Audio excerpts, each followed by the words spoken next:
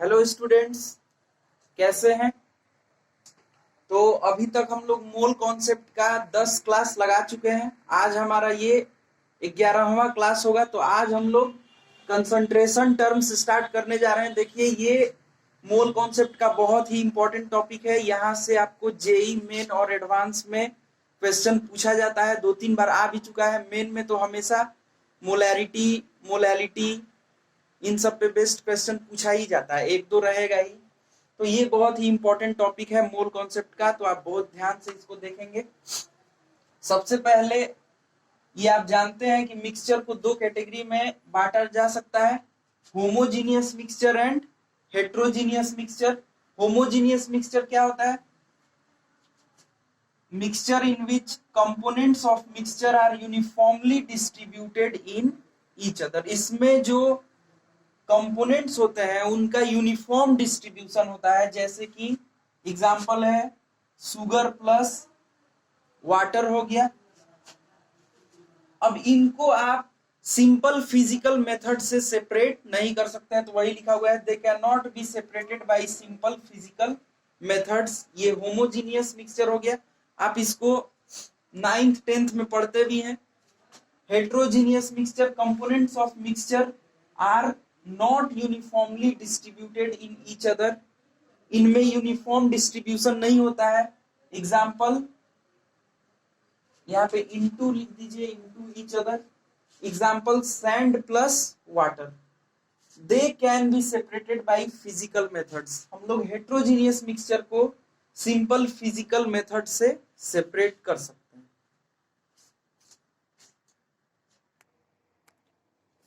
तो नेक्स्ट हम लोग देखते हैं सॉल्यूशन। आप जानते भी होंगे सॉल्यूशन क्या है।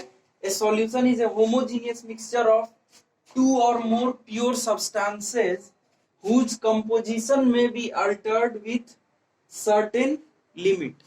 देखिए मेन क्या होता है, सॉल्यूशन एक ऐसा होमोजीनियस मिक्सचर है जिसमें सॉल्यूट और सॉल्वेंट जो होते हैं वो एक दूसरे के अंदर यूनिफॉर्मली डिस्ट्रीब्यूटेड होते हैं। यहाँ भी एक उसी को दूसरे तरीके से लिखा हुआ है, it is a homogeneous mixture of two or more pure substances whose composition may altered, मतलब अलग अलग भी हो सकता है विथ सर्टेन लिमिट, कुछ लिमिट के साथ ही रहेगा। जैसे अगर बहुत ज्यादा सॉल्यूट वगैरह ऐड कर दिया जाता है तो वो सॉल्यूशन नहीं हो पाता है। हम लोग ये सब 9th वगैरह में पढ़ते हैं, तो उसको हम डिटेल में डिस्कस नहीं करना चाहते हैं। जैसे कुछ कुछ unsaturated, saturated, super saturated solution भी होता है, उसमें सॉल्यूट का अमाउंट थोड़ा सा ज्यादा हो जाता है। तो वही सर्टेन लिमिट बोला हुआ है कि मतलब जो सॉल्यूट मिक्स होना चाहिए वो लिमिट में होना चाहिए। ठीक है। Solution, generally solution is composed of two component. Solution दो कंपोनेंट से मिलके बना हुआ होता है, सॉल्यूट एंड सॉल्वेंट, है ना। इस तरीके के सॉल्यूशन को हम लोग बाइनरी सॉल्यूशन भी बोलते हैं, बाइनरी सॉल्यूशन। अब सॉल्यूट और सॉल्वेंट, तो सबसे पहले सॉल्वेंट देखते हैं। It is that component in solution whose physical state is same as that of resulting solution। जिसमें रिजल्टिंग सॉल्यूशन और जो कंपोनेंट आप ऐड किए हैं अगर दोनों का फिजिकल स्टेट सेम है तो समझ जाइए वो सॉल्वेंट होगा। जैसे यहाँ पे देखिए salt plus water, salt plus water ये आप मिक्स कीजिएगा तो फिजिकल स्टेट क्या रहा होगा, लिक्विड ही रहा होगा। जब आप इसको ऐड कीजिएगा जो जो आपको सॉल्यूशन मिलेगा वो लिक्विड ही होगा। और सॉल्वेंट भी यहाँ पे वाटर है, ये भी लिक्विड ही है। इसका मतलब it is that component in solution whose physical state is same as of resulting solution. और जो सॉल्वेंट नहीं है, सॉल्यूशन में जो सॉल्वेंट नहीं है वही सॉल्यूट है। Component other than solvent is called solute. Basically एक सॉल्यूट एक सॉल्वेंट के अंदर डिसॉल्व होता है। तो इसका क्या क्या प्रॉपर्टी, कुछ कुछ, ए सॉल्यूशन में have more than one solute but solvent can not be more than one. एक से ज्यादा सॉल्यूट तो हो सकता है बट सॉल्वेंट एक ही होता है। A solute get dissolved in a solvent. एक सॉल्यूट जो होता है वो सॉल्वेंट के अंदर डिसॉल्व होता है। तो ये सॉल्यूशन, देखिए सॉल्यूशन के बारे में बहुत डिटेल में 12th क्लास में एक टॉपिक ही है सॉल्यूशंस, तो उसमें हम लोग बहुत डिटेल में जानेंगे, लेकिन यहाँ पे हम इस टॉपिक को यहीं पे रोक रहे हैं क्योंकि हम लोग को मेन कंसंट्रेशन टर्म्स पढ़ना है। तो अब आगे आते हैं concentration terms.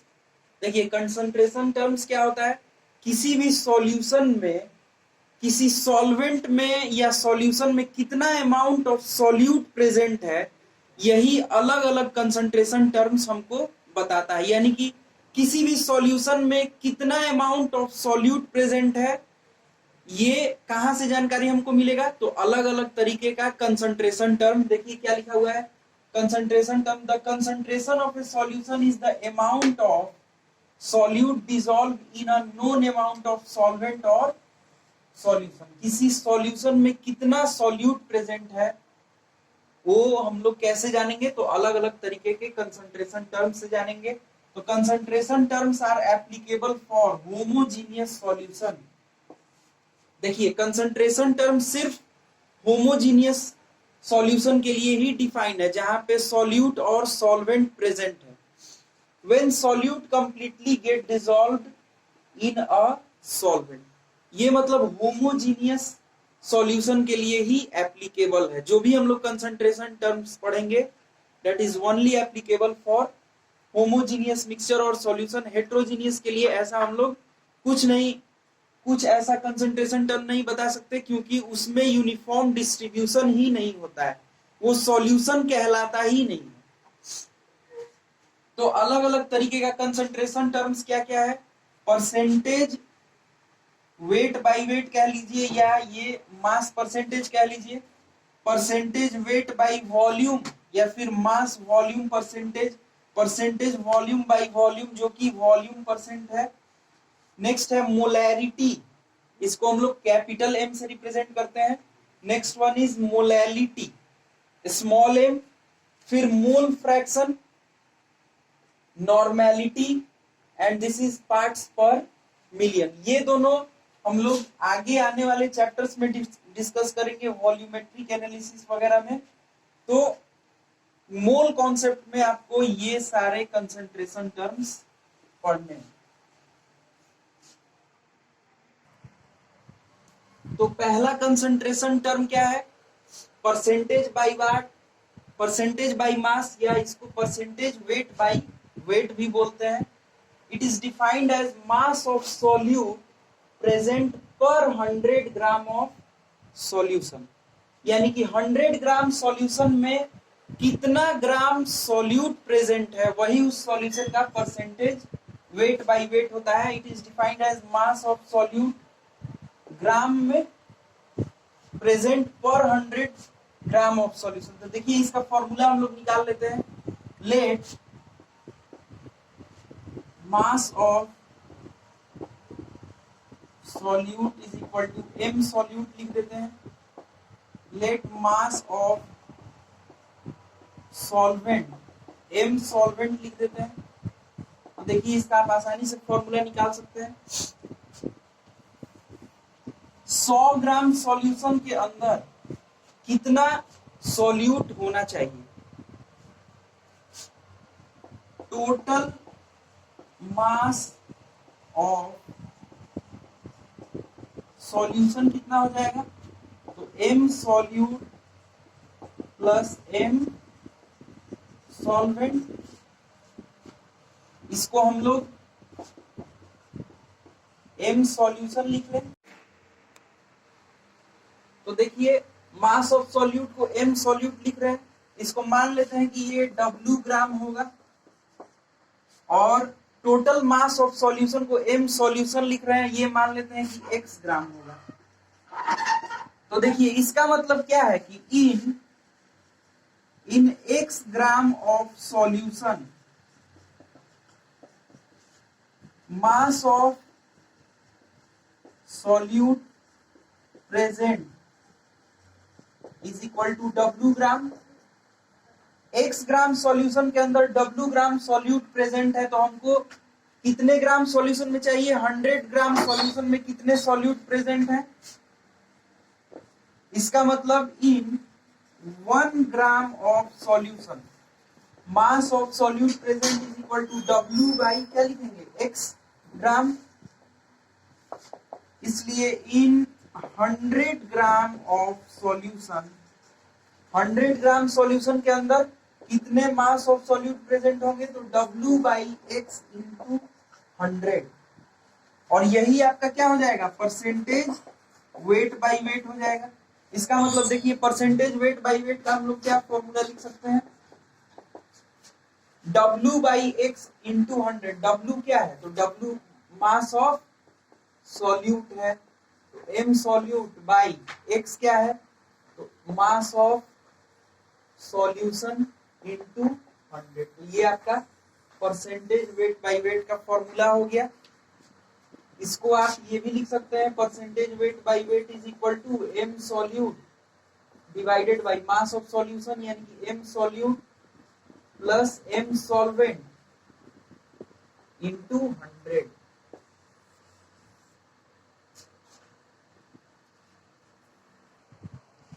Next concentration term है percentage weight by volume.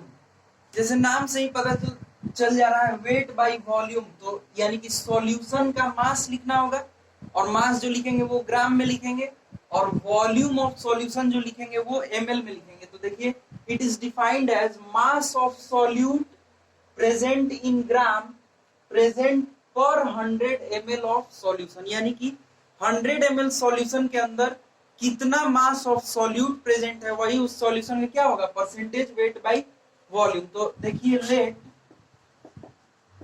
Mass of solute W gram मान लिया जाए, और volume of solution is equal to V ml मान लिया जाए।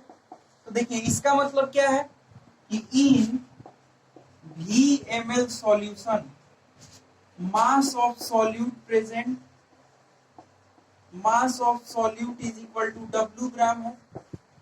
V ml सॉल्यूशन में W ग्राम है, तो हमको 100 ml सॉल्यूशन में चाहिए, इसलिए in 100 ml solution mass of solute will be equal to W by V into 100। और 100 ml सॉल्यूशन में कितना मास ऑफ सॉल्यूट प्रेजेंट है, यही तो है परसेंटेज वेट बाई वॉल्यूम। इसका मतलब परसेंटेज वेट बाई वॉल्यूम का फॉर्मूला क्या गया? W जो कि ग्राम में होना चाहिए और ये ml में, तो ये क्या है? This is mass of solute. तो M सॉल्यूट ग्राम में divided by V solution. V ml क्या है? वॉल्यूम ऑफ सॉल्यूशन है, V सॉल्यूशन जो कि ml में होना चाहिए, और इंटू 100। ये हो गया आपका परसेंटेज वेट बाई वॉल्यूम का फॉर्मूला। तो नेक्स्ट कंसंट्रेशन टर्म है percentage V by V volume by volume. तो देखिए परसेंटेज बाई वॉल्यूम में क्या होता है? V बाई V लिखा गया, यानी कि सॉल्यूट और सॉल्यूशन दोनों का ही वॉल्यूम चाहिए। तो it is defined as volume of solute present per 100 ml of solution. 100 ml solution के अंदर कितना सॉल्यूट का वॉल्यूम प्रेजेंट है, वही उस सॉल्यूशन में क्या होता है? Percentage by volume. तो लेट वॉल्यूम ऑफ सॉल्यूट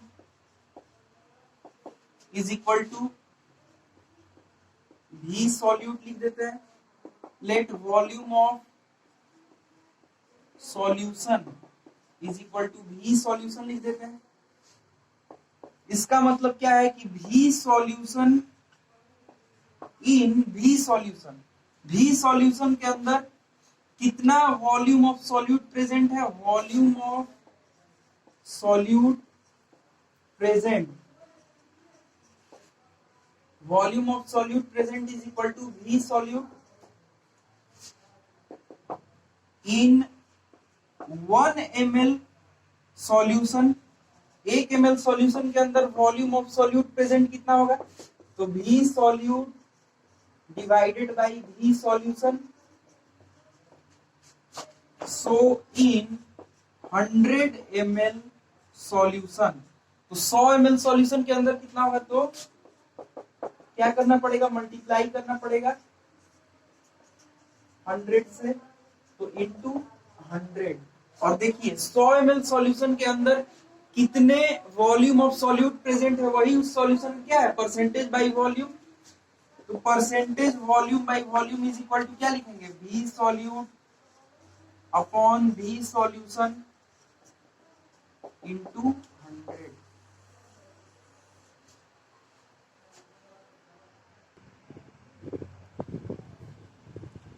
तो ये दो क्वेश्चन है, सबसे पहले आप इसको अटेम्प्ट करेंगे, बहुत ही आसान है, आपसे आराम से बन जाएगा। तो सबसे पहले आप अटेम्प्ट कीजिएगा, तभी सॉल्यूशन देखिएगा। तो देखिए पहला क्वेश्चन क्या कह रहा है, 5 gram of substance is dissolved in 45 gram of a solvent, calculate the percentage amount of the substance in the solution. देखिए सॉल्यूट का मास ग्राम में दिया हुआ है, सॉल्वेंट भी ग्राम में दिया हुआ है, तो m सॉल्यूशन ग्राम में ही आएगा। तो मास ऑफ सॉल्यूशन कितना हो गया, तो जोड़ देंगे 5 प्लस 45 इज इक्वल टू 50 ग्राम।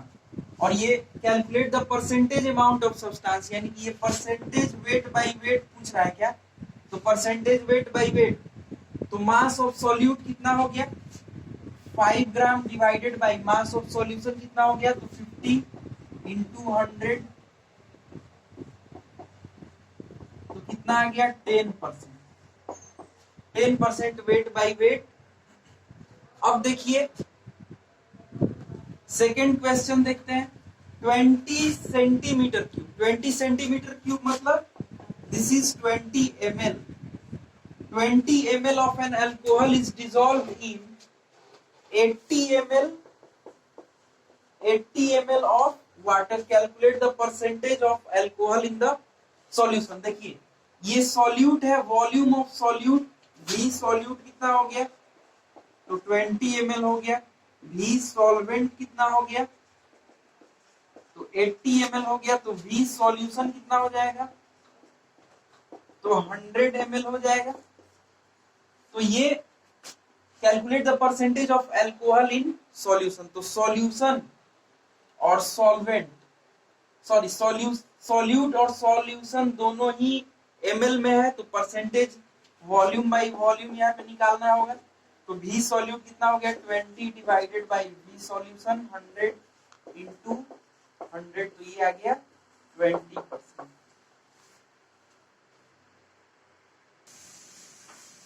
तो नेक्स्ट क्वेश्चन देखते हैं, calculate mass of solvent if the solution is 30% wait by wait and it contains 50 gram of solution. देखिए यहाँ पे परसेंटेज वेट बाई वेट दिया हुआ है और मास ऑफ सॉल्वेंट निकालना है। देखिए परसेंटेज वेट बाई वेट का फॉर्मूला क्या होता है, mass of solute divided by mass of solution into 100। तो सबसे पहले ये लिख दीजिए, इसका वैल्यू कितना है, तो 30 है, 30 is equal to m solute divided by m solution कितना हो जाएगा, तो 50 दिस इंटू 100। तो ये देखिए ये कितना हो गया 2 हो गया, और ये कितना हो गया 15 हो गया। इसका मतलब क्या है, मास ऑफ सॉल्यूट कितना है 15 है, mass of solute is equal to 15 gram, mass of solution is equal to कितना है 50 ग्राम। तो मास ऑफ सॉल्वेंट कितना आ जाएगा, तो 50 minus of 15 is equal to 35 gram. तो यहाँ पे मास ऑफ सॉल्वेंट कितना आ जाएगा 35 ग्राम। तो नेक्स्ट क्वेश्चन देखते हैं, a 30% weight by volume of solution contains 200 ml of solution, find mass of solute। मतलब कि परसेंटेज वेट बाई वॉल्यूम दिया हुआ है, ये कितना है, तो 30% है, मास ऑफ सॉल्यूट निकालना है, तो ये बहुत ही आसान है, परसेंटेज वेट बाई वॉल्यूम लिखेंगे, तो ये क्या हो जाएगा, mass of solute in gram divided by volume of solution into 100। तो यहां से क्या लिखेंगे, 30 is equal to m solute divided by volume of solution which is equal to 200 into 100। तो ये हो जाएगा 2। तो मास ऑफ सॉल्यूट यहाँ से कितना आ गया 60 ग्राम। तो ये हो गया आपका पहला का सॉल्यूशन। दूसरा देखिए, solution is 30% weight by volume if density of solution is 1.5 gram per ml, calculate percentage weight by weight of solution।